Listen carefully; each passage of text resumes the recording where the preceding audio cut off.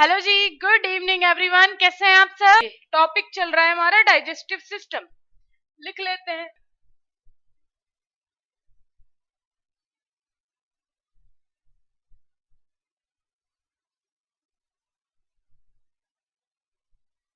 Okay जी, digestive system का lecture number 3 आज हम स्टार्ट करेंगे। कल वाला टॉपिक सभी बच्चे को ओके है? सब बच्चे समझ गए थे? भी फार्मेसी ऐप डाउनलोड कर लो, वहां पे आपको test, notes, MCQ, video lectures, live class सब कुछ मिलता है। वहां सुनना नहीं पड़ेगा। चारों सब्जेक्ट की तैयारी करवाई जा रही है, उनके टेस्ट भी होते हैं, एमसीक्यूज आपको दिए जाएंगे, आप टेस्ट भी सॉल्व कर सकते हो। चलो स्टार्ट करते हैं। तो सबसे पहले हम डाइजेस्टिव सिस्टम के अंदर लीवर का, पेनक्रियाज का, गल ब्लैडर का वर्क समझेंगे। पूरा डाइजेस्टिव सिस्टम का पूरी एलिमेंट्री कैनाल के बारे में पढ़ लिया, लेकिन कुछ एंजाइम्स हैं, कुछ सीक्रेशंस हैं जो कि डाइजेशन में मदद कर रहे हैं, उनके बारे में अभी हमने नहीं पढ़ा है। नोट्स तो आपके घर पे आए होंगे, अगर आप मास्टर कोर्स में ज्वाइन हुए होंगे वहां से पढ़िए। नोट्स का तो बहुत फीचर दे रखे हैं आप लोग को। हैंड रिटन नोट्स की पीडीएफ भी अपलोडेड है, कंप्यूटराइज की भी अपलोडेड है, और जो ये लाइव हो रहे हैं इनकी भी पीडीएफ आपको मिलती है। खिचड़ी पकी पकाई चाहिए कि मैंने यहाँ एक थ्योरी लिख दी, दिस इज द राहुल, तो वही आपको चाहिए बस। आपको खुद से कुछ नहीं पढ़ना होता है। यहाँ कंसेप्ट समझ में आ रहा है तो आप अपनी लैंग्वेज में पीडीएफ से पढ़ सकते हो ना, लेकिन नहीं, बस जितना करवा दिया। अगर वहां ए मैंने गलत लिख दिया तो आप भी वहां गलत ए ही लिखोगे। ये है आपकी मेंटलिटी। बेटा कंसेप्ट यहाँ पे क्लियर करवाए जा रहे हैं। अब मैं थ्योरी भी यहाँ लिखने बैठ जाऊं तो घंटों घंटों के लेक्चर तो ऐਵੇਂ निकल जाने हैं। पता नहीं कैसे सोचते हो। कंसेप्ट क्लियर नहीं करने आप लोग को, बस एग्जाम में मैं पास हो जाऊं वही मुझे, मेरी थिंकिंग है, वही मुझे करना है ना। पास होने के लिए पढ़ते हो आप लोग बस। अगर इतनी थिंकिंग रखोगे तो कभी पास भी नहीं होंगे, कभी बस पता नहीं क्या करोगे फिर। यार कम से कम इतना तो सोचना चाहिए आपको। पीडीएफ हैंड रिटन की भी दे रखी है, कंप्यूटराइज की भी दे रखी है। यहाँ आपके कंसेप्ट हो गए, आपको थ्योरी नहीं मिल रही है, लेकिन वहां तो मिल रही है ना, वहां से पढ़ो। डाइजेस्टिव सिस्टम फिर से बना लेते हैं। ओके, फिर से बना लेंगे, कोई दिक्कत वाली बात नहीं है। क्या दिक्कत जा रही है? ठीक है, ठीक है जी। तो आपको मालूम चल गया होगा अभी तक ये हमने 2 पाइप क्यों बनाए हैं, है ना। तो बताने की भी जरूरत नहीं पड़नी चाहिए। ओके ओके जी, ठीक है। अब ध्यान से आप लोगों ने ये स्ट्रक्चर देखनी है, क्या हो रहा है इस स्ट्रक्चर में।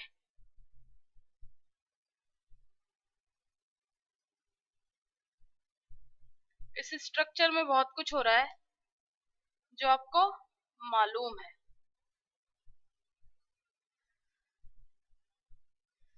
ये लो,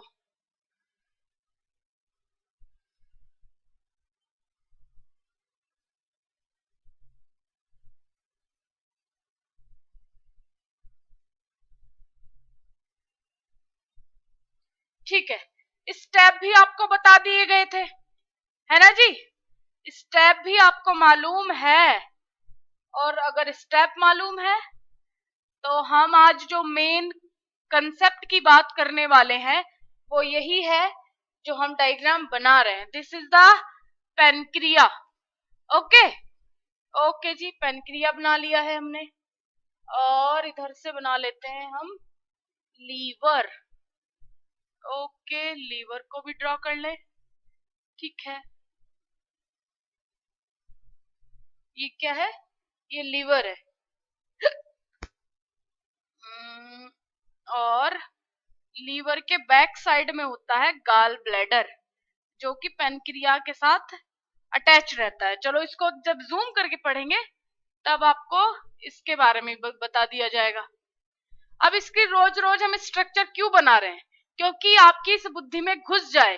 बार बार डायग्राम भी इसलिए बनाया जा रहा है कि आपकी बुद्धि में घुस जाए, वरना मुझे कोई शौक नहीं हो रहा रोज रोज डायग्राम बनाने का।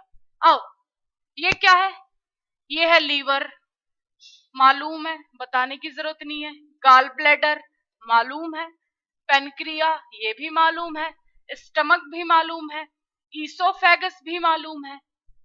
ओके जी, अरे पूरा ही मिटोगे क्या? चलो जी, ईसोफेगस। ओके, ये क्या है? ट्रैकिया। ये क्या है? फेरिंग्स। और इधर प्रेजेंट होता है लैरिंग्स।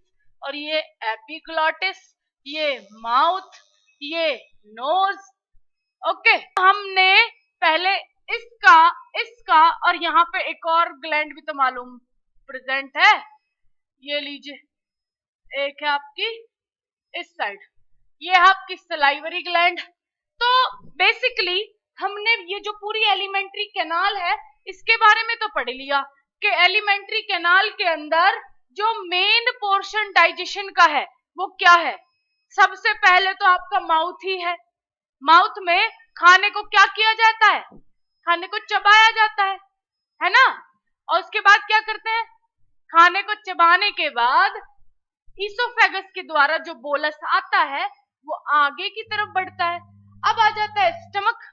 स्टमक में HCl प्रेजेंट होता है।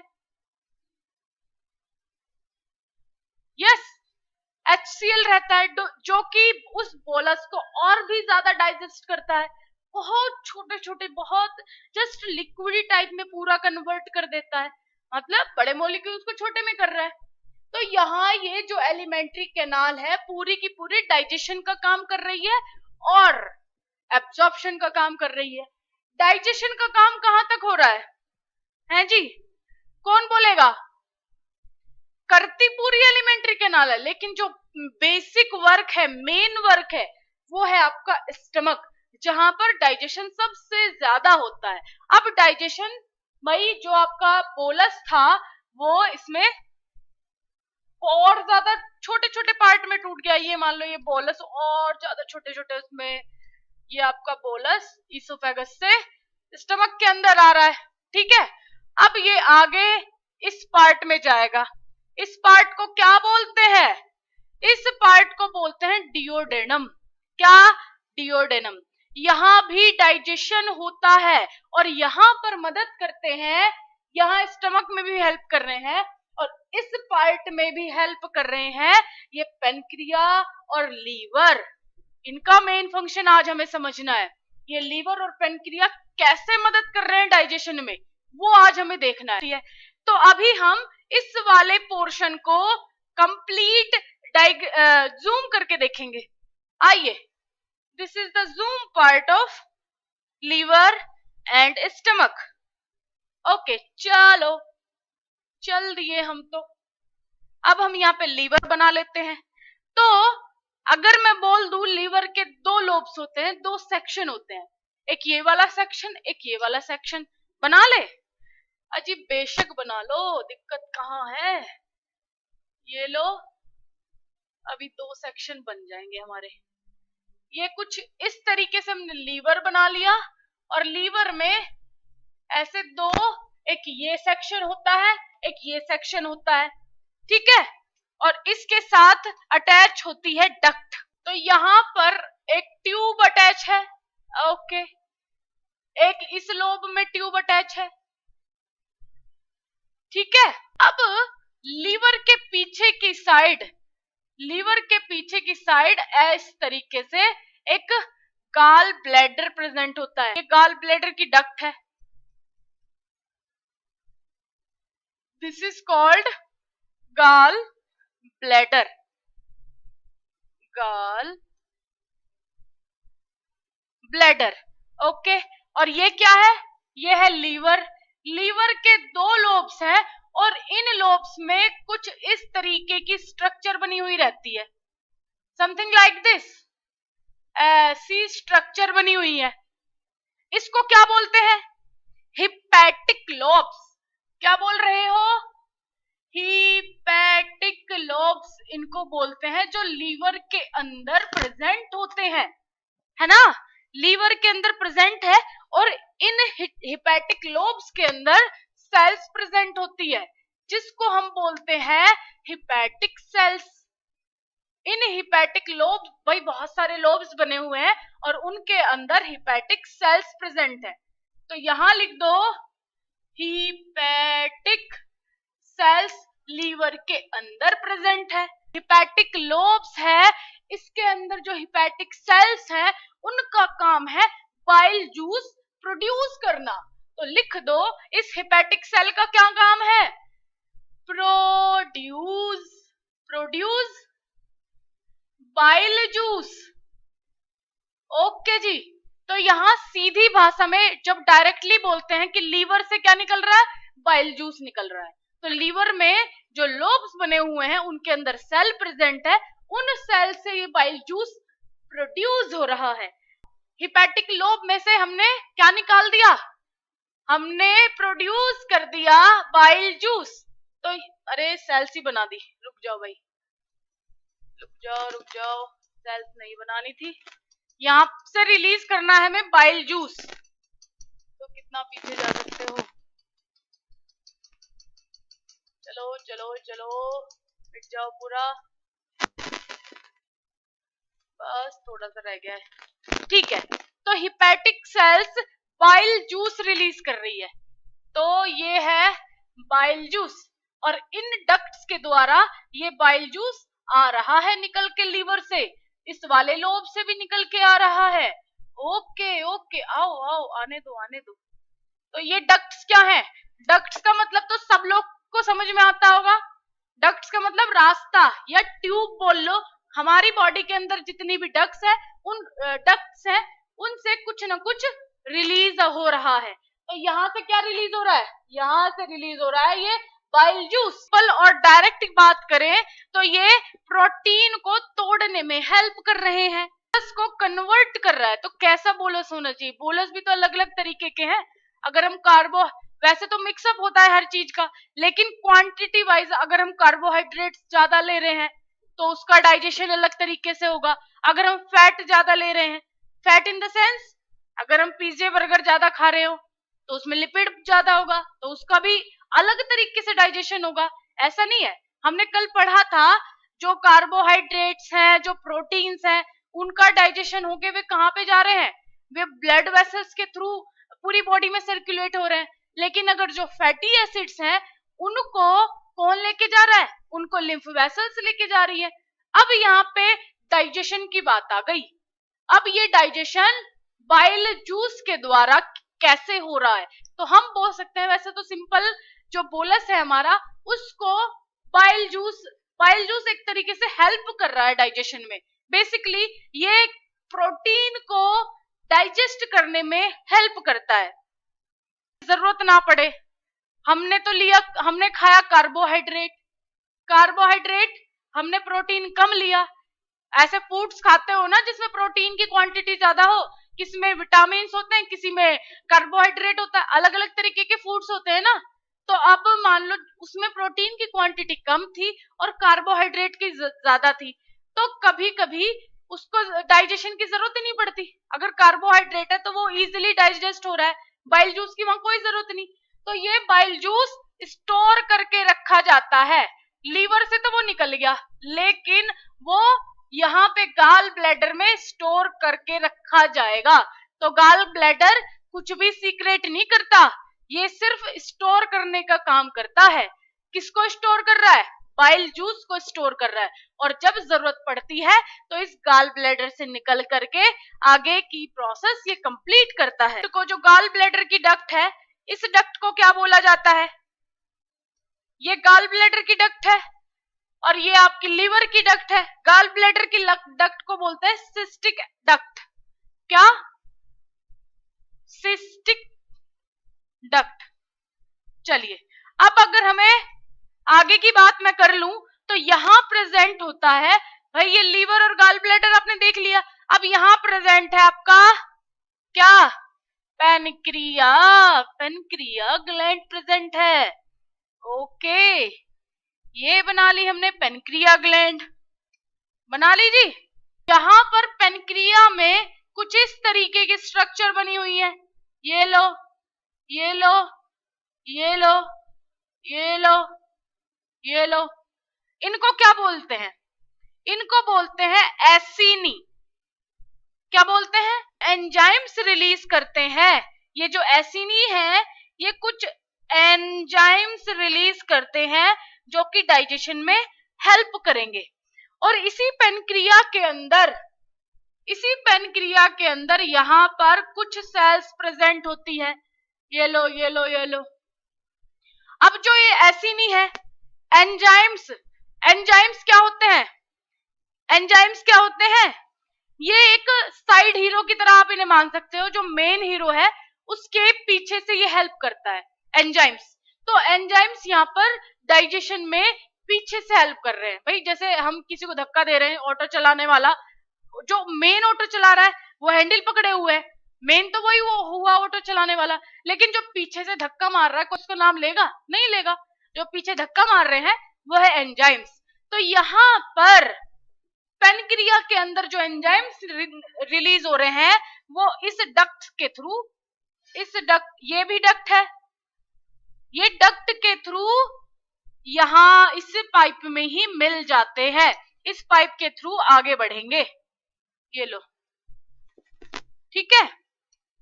ठीक है जी, इतनी बात हमने कर ली।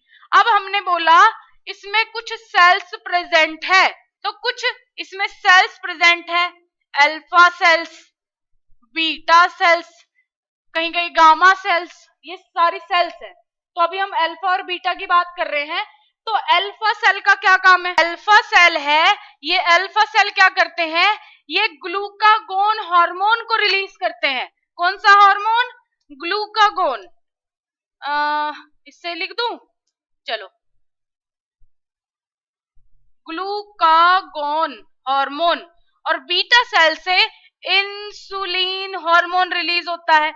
इंसुलिन का काम है ग्लूकोज जो ब्लड में ज्यादा क्वांटिटी में हो रहा है उसको कम करना। तो हम बोल सकते हैं इंसुलिन का काम है ग्लूकोज को कम करना, और ग्लूकागोन का काम है ग्लूकोज को बढ़ाना। ठीक है, इतना काम जान लो। अब दोनों प्रोसेस इस पेनक्रिया के अंदर है। जो एंजाइम्स है वो तो इस डक्ट के थ्रू यहां पर मिल रहे हैं, लेकिन जो ये हार्मोन्स हैं ये किसी डक्ट के थ्रू नहीं जा रहे, ये डायरेक्टली एक्ट करते हैं इस पोर्शन में। इसे किसी डक्ट की जरूरत नहीं है, ये डायरेक्ट, जैसे आजकल पिछले टाइम पे पहले जमाने में क्या होता था, पहला काम, अभी 10 साल पुरानी बात ले लो, वो जो फोन आते थे टेलीफोन जिसे उसमें वायर लगा रहता था, तो वायर के थ्रू, वो वायर क्या है? जस्ट लाइक अ डक्ट।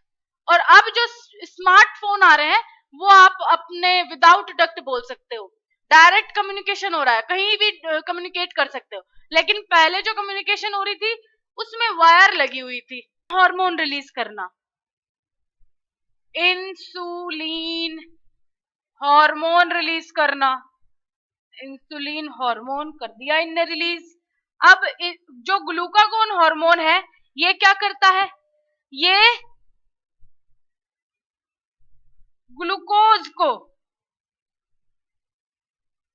इंक्रीज करता है, ग्लूकोज को बढ़ाता है। और जो इंसुलिन हार्मोन है ये ग्लूकोज को घटाता है, ये ग्लूकोज को घटाता है। ठीक है, इतनी बातें हो गई। अब ये डाइजेशन में जो एंजाइम्स है, इससे जो एंजाइम्स रिलीज हो रहे हैं, एनिक से क्या हो रहा है? एंजाइम्स रिलीज हो रहे हैं, ठीक है। और जो ये डक्ट है ये कहां पे मिल जा रही है? ये मिल जा रही है डिओडेनम पे। ऐसे सी लाइक स्ट्रक्चर आप देख रहे हो। फिर से बनाना पड़ेगा क्या मुझे? एक सेकंड, फिर से बनाऊं क्या?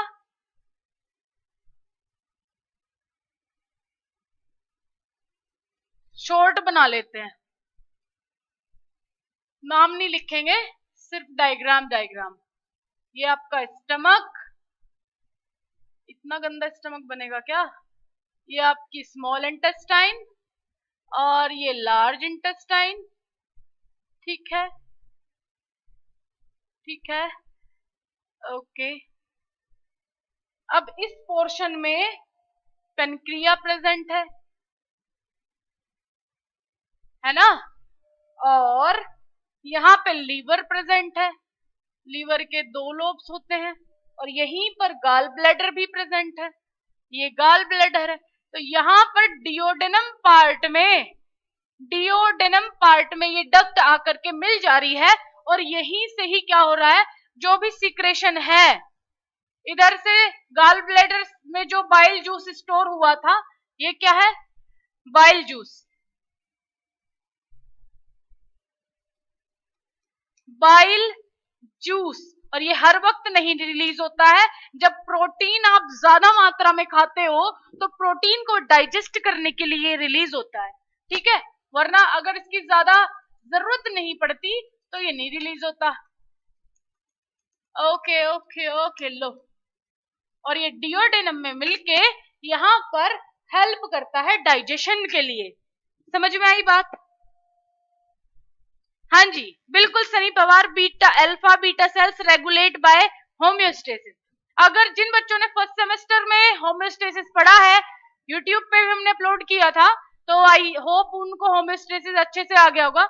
इसमें क्लियरली आपको अल्फा सेल बीटा सेल्स का वर्क बताया है होम्योस्टेसिस के अंदर स्पेशली, क्योंकि होम्योस्टेसिस में क्या हो रहा था, 3 स्टेजेस को मेंटेन करता है, 3 चीजों को मेंटेन कर रहा था होम्योस्टेसिस। ब्लड के अंदर ग्लूकोज लेवल को, वाटर लेवल को, बॉडी के अंदर वाटर लेवल को मेंटेन करता है और टेम्परेचर को मेंटेन करता है। तो ब्लड के अंदर ग्लूकोज लेवल को इन पैनक्रियास सेल के द्वारा एक्टिवेट किया जाता है और ये ग्लूकागोन हार्मोन और इंसुलिन हार्मोन रिलीज करता है। इंसुलिन से क्या होगा, इंसुलिन से ग्लूकोज की मात्रा ब्लड के अंदर कम होएगी और ग्लूकागोन से क्या होगा, ग्लूकोज की मात्रा ब्लड वेसल्स के अंदर बढ़ेगी, ब्लड के अंदर मतलब बढ़ेगी।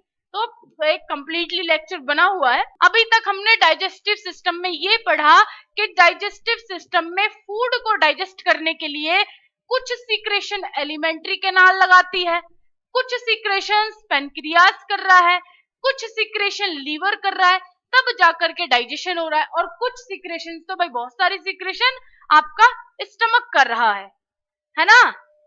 अभी तक हमने ये सारी चीजें सीख ली है।